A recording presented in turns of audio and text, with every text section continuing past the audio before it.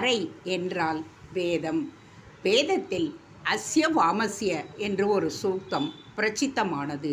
நீளமான அது பிரபஞ்ச சிருஷ்டி, பரமார்த்த தத்துவம் முதலியவற்றை அறிவியலாளிகளுக்கும் அனுபவிகளுக்குமே புரிகின்ற சங்கேத பாஷையில் சொல்வது.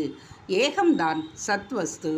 அதைத்தான் ஞானிகள் பல வகையாக பல தெய்வங்களாக சொல்லுகிறார்கள் என்கின்ற மந்திரம் முண்டோபனிஷத்தில் வருகின்றது. ஜீவாத்ம பரமாத்ம பட்சிகளை பற்றிய மந்திரம் அது. நாத தத்துவம் சூஷ்ம தத்துவத்திலிருந்து 4 நிலைகளில் மாறி மாறி 4ஆவதாக நாம் வாக்கால் உச்சரிக்கும் சப்தமாக ஆகின்றது என்பது பிரசித்தமான மந்திரம். அம்பாள் ஆவாகனத்தில் சொல்லும் கௌரி மந்திரம் இதில்தான் வருகின்றது.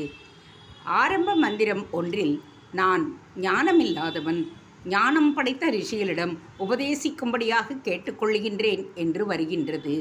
குரு முகமாகவே கற்றுக்கொள்ள வேண்டும் என்பதற்கு சிஷ்ய வாக்காக இதையே ஸ்ருதி பிரமாணமாக சொல்லுவார்கள். இந்திரனை பற்றிய ரிக்வேத சூத்திரங்களில் 7வது அஷ்டகத்தில் கவஷர் என்கின்ற ரிஷி கொடுத்திருக்கும் சூக்தம் ஒன்று.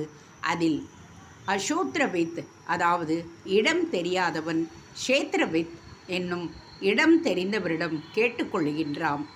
இடம் தெரிந்தவனால் வழி தெரிவிக்கப்பட்டு அப்படியே போய் சேர்கின்றான் என்பதற்கு மறை என்பதற்காகவே மறைமுகமாகவே ஆச்சாரியாரிடமிருந்து சிஷ்யன் சாதனா மார்க்கத்தை தெரிந்து கொள்வதாக சொல்லியிருக்கின்றது.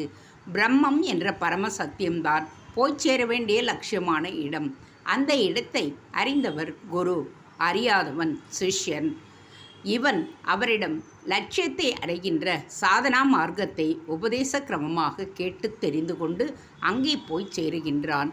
இதுதான் மந்திர தாத்பரியம். தேங்க்ஸ் ஃபார் வாட்சிங். Please subscribe.